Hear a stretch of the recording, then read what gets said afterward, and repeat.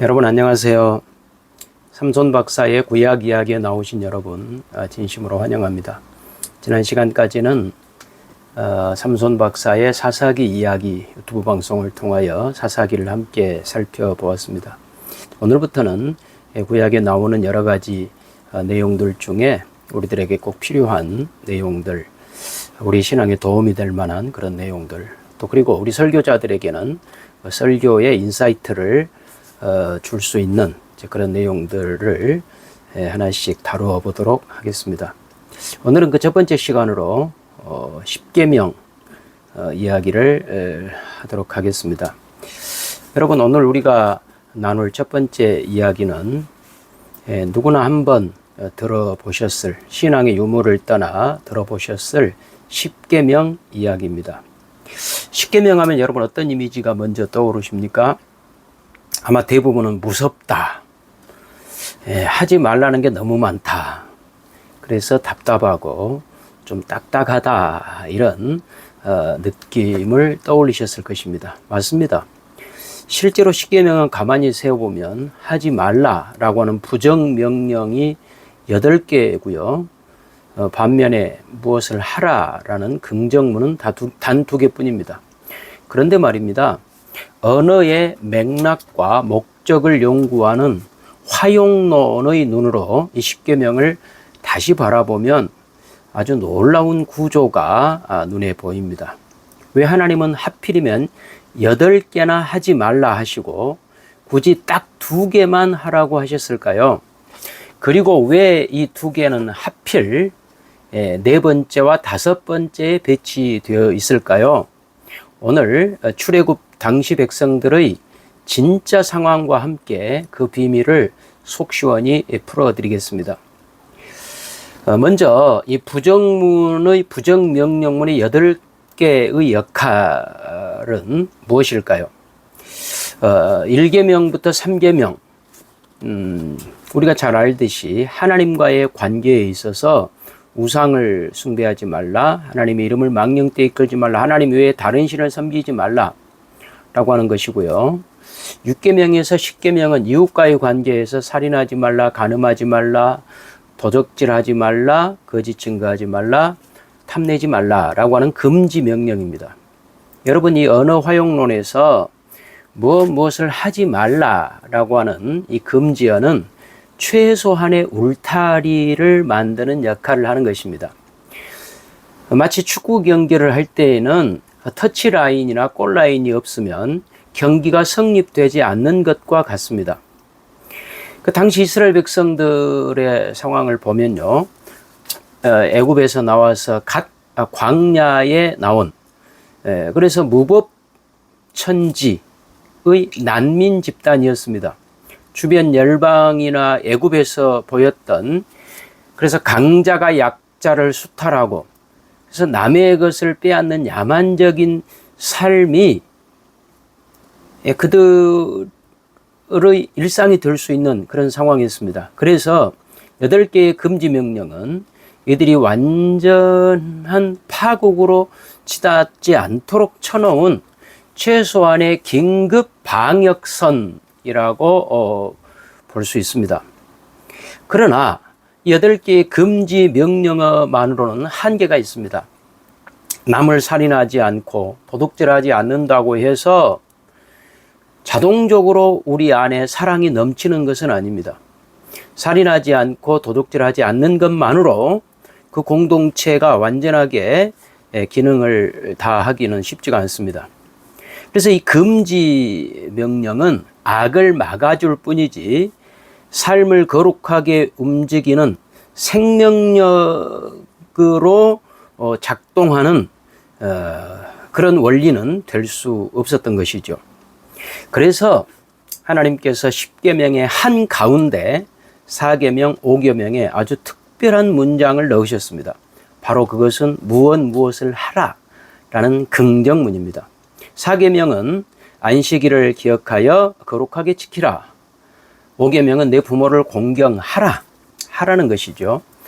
언어 화용론의 이 화용론에서 맥락은 컨텍스트, 맥락은 의미를 결정하는 아주 중요한 요소입니다. 이 두 계명이 선포되던 당시 이스라엘 백성들의 상황은 어땠습니까? 그들은 이집트에서 무려 400년이 넘는 세월 동안 노예로 살았습니다. 노예의 삶에 과연 휴식이 있었을까요? 바로 밑에서 그들은 쉬지도 못하고 벽돌을 구워야 했습니다. 쉼은 곧 생산성의 저하이자 그들이 매를 맞을 수밖에 없는 그런 시대였습니다. 그런 그들에게 하나님이 시내산에서 처음으로 주신 적극적 명령이 무엇입니까? 바로 안식일을 기억하여 쉬라는 것입니다. 당시 이스라엘 백성들은 이렇게 생각했을 것입니다. 쉬면 우리는 뭐 먹고 사나?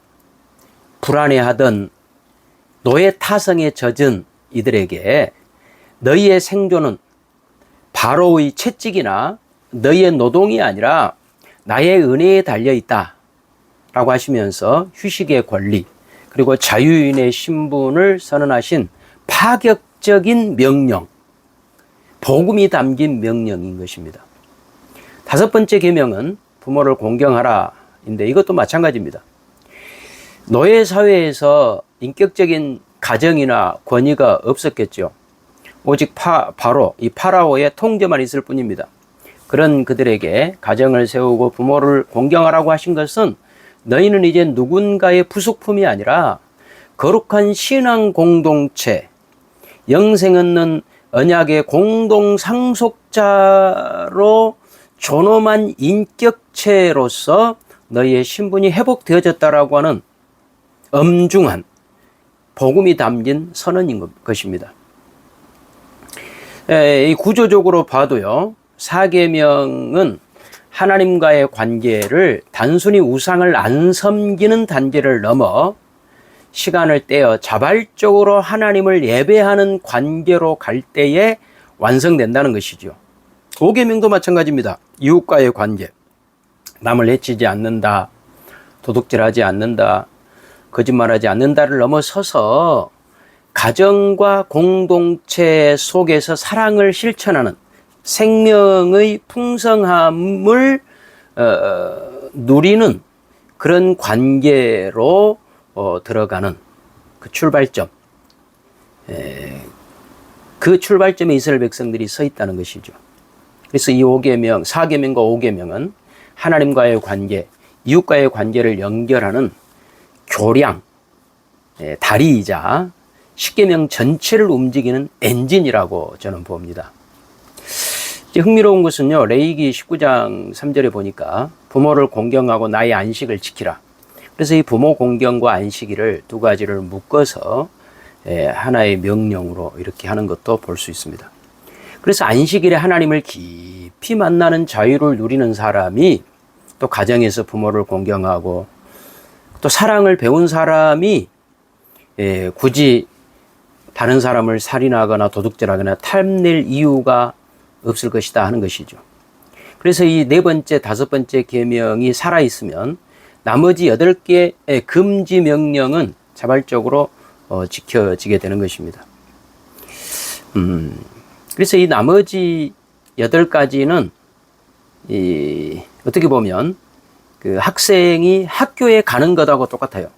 그러니까 살인하지 말라, 도둑질하지 말라. 여러분, 살인은 당연히 안 해야죠. 학생이 학교 가야 되는 것처럼. 그러나 안식일을 지키고 부모를 공경하는 것은 학생이 학교에 가서 공부를 하고 잘하는 것입니다. 공부를 잘하는, 장학생이 되고 우등생이 되는 이제 그런 내용인 것이죠. 이게 기가 막히게 그 샌드위치 구조로 가운데 4계명, 5계명의 핵심 안식일을 지키라, 내 부모를 공경하라가 들어있고, 그 위쪽으로 3개, 우상 숭배하지 말아라, 아래쪽으로 5개, 이웃에게 해를 끼치지 말아라 라고 하는 것이 샌드위치의 양, 빵, 그리고 그 가운데 들어가는 그 내용물 패티로 4계명, 5계명이 주어지는 이런 구조입니다. 그래서 오늘 내용을 정리해 볼까요? 여러분, 10계명은 우리를 억압하기 위한 8개의 철창이 아닙니다. 오히려 8개의 최소한의 울타리 속에서 안식과 부모 공경이라고 하는 두 개의 거룩한 기둥을 세워가지고 하나님과 이웃을 마음껏 사랑하라고 주신 자유헌장 선언문입니다. 그래서 오늘 하루 내가 하지 말아야 할 것 때문에 답답해 하기보다는 나에게 주어진 삶 속에서 우리는 하나님 안에서 참된 안식을 누리고 내 곁에 이웃과 부모를 어떻게 공경할 것인가를 먼저 고민해 보는 것이 어떨까요? 여러분, 오늘 이야기가 도움이 되셨다면 구독과 좋아요, 알림 설정 부탁드립니다. 다음 시간에는 더 재미있고 더 깊은 구약 이야기로 여러분 찾아뵙겠습니다. 여러분, 오늘 함께 해주셔서 대단히 감사합니다.